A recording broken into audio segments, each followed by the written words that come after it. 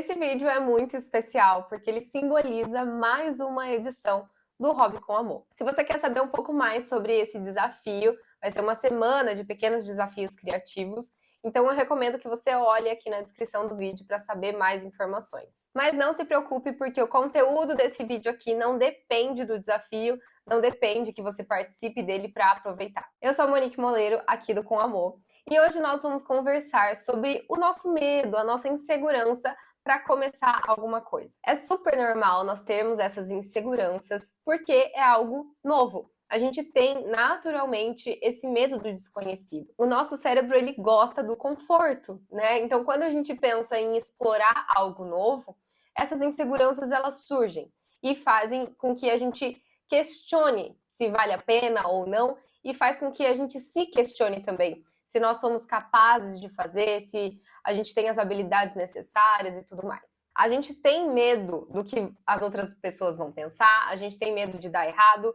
tem medo de se decepcionar porque o resultado não foi como a gente gostaria. E isso acaba criando uma grande barreira que muitas vezes faz com que a gente fique paralisado e não consiga de fato colocar em prática alguma coisa, por mais que a gente tenha esse desejo de fazer. E a grande realidade aqui é que se você deseja criar alguma coisa diferente, se você deseja começar algo novo, aprender alguma habilidade nova, você vai precisar lidar com esse medo, porque ele provavelmente vai aparecer. Então tente entender o porquê, qual a raiz desse medo, por que você tem essa insegurança, o que realmente te impede. E faça o exercício do melhor e do pior, que é o seguinte: você vai analisar o que de melhor poderia acontecer se você de fato colocasse esse seu desafio em questão em prática. E analise também o pior que poderia acontecer se você fizesse isso.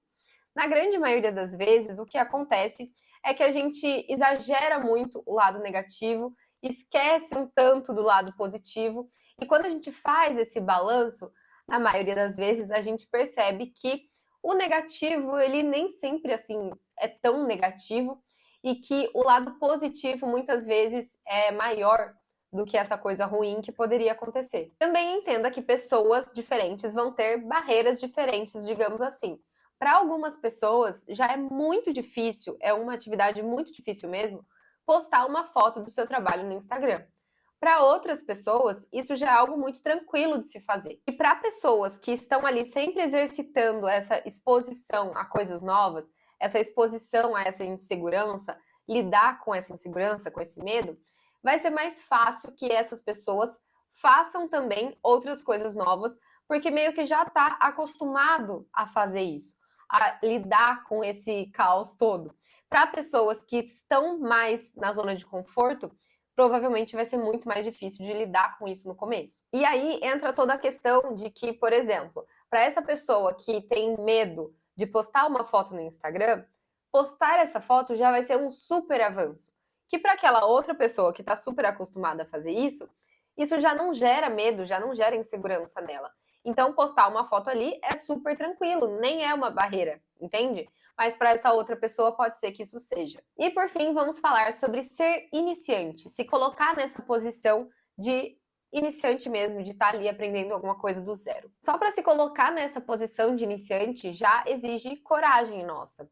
Muitas pessoas nem começam, muitas vezes inclusive por medo de serem vistas como iniciantes, principalmente para quem já tem um certo status, digamos assim, em alguma área, em alguma habilidade, que já é vista como referência em alguma coisa. E aí, voltar para essa posição de iniciante, às vezes é muito doloroso. As crianças geralmente têm uma habilidade para lidar com isso muito mais fácil, porque meio que tudo é novidade para elas. Mas conforme a gente vai crescendo, na adolescência, na fase adulta, isso já vai ficando muito mais complicado. A gente pode acabar criando uma aversão, digamos assim, a se colocar como iniciante de novo.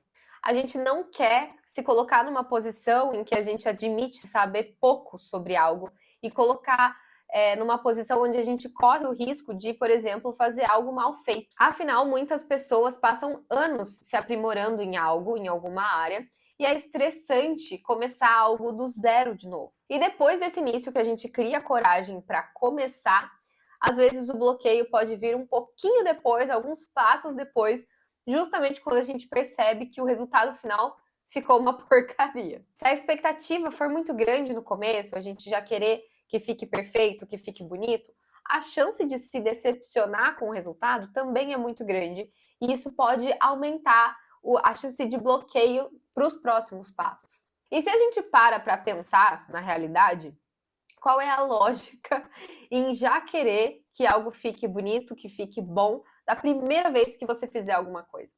Não tem lógica nenhuma, né? Se a gente para pensar. É como se a gente parasse para mudar um pouco a perspectiva aqui. Por exemplo, se você vai ensinar para alguma criança algo que ela nunca fez antes, você provavelmente vai ter a gentileza de pensar que ela não vai fazer uma coisa muito boa nesse primeiro momento, nesse início, porque ela nunca fez aquilo antes, ela está aprendendo.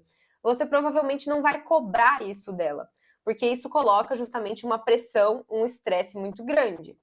E a chance da criança, inclusive, se frustrar fica muito maior. Então a gente trata isso com mais leveza, né? Fala, não, tá tudo bem, ficou lindo, mesmo que não tenha ficado.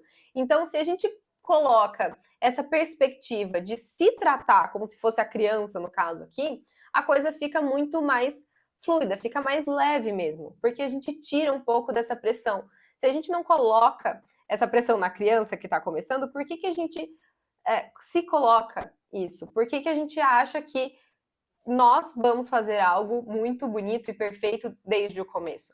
Não tem lógica. Muitas vezes eu acho que nos falta essa leveza para lidar com o processo, para lidar com os inícios, os primeiros passos. Falta admitir que, poxa, você não vai ser bom em tudo, você não vai ser bom desde o começo.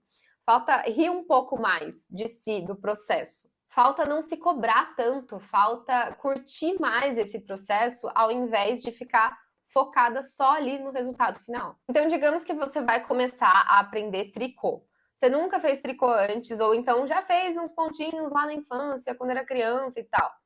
Não faz sentido, não tem lógica você achar que vai pegar as agulhas, a linha e vai tricotar alguma coisa lindamente, sem dificuldade nenhuma, e vai chegar no final com um resultado bom. Não tem lógica a gente pensar isso, né? Porque a chance disso acontecer é muito pequena. Você, querendo ou não, tá aprendendo aquilo. Por mais que já tenha tido experiências antes, ou por mais que tenha outras habilidades, outros aprendizados em áreas diferentes, que isso pode te ajudar também ali, nesse tricô, por exemplo. Mas, no final das contas, a chance de você fazer tudo sem dificuldade, tirar de letra e terminar com um resultado bom, é muito difícil. E, claro, às vezes nós também vamos ali terminar um primeiro trabalho, um segundo trabalho, e vamos achar que ficou lindo, porque a gente cria um laço com aquilo ali, com todo o processo, a gente fica orgulhosa do que fez, a gente valoriza o esforço que nós tivemos para fazer aquele trabalho. Mas isso também não quer dizer que tá perfeito, que não tem o que melhorar, sempre tem o que melhorar. Muitas vezes, né, depois a gente pega esses trabalhos iniciais, quando a gente já fez vários outros, e a gente começa a perceber quais eram os erros que lá no começo a gente não consegue perceber. E a grande questão para mim é a gente precisa curtir mais o processo, curtir esse processo de aprendizado mesmo, vibrar a cada coisa que a gente aprende, porque isso é muito incrível, né? Muitas vezes a gente fica focada no resultado final, querendo a perfeição, sendo que no início, principalmente, é muito difícil da gente alcançar.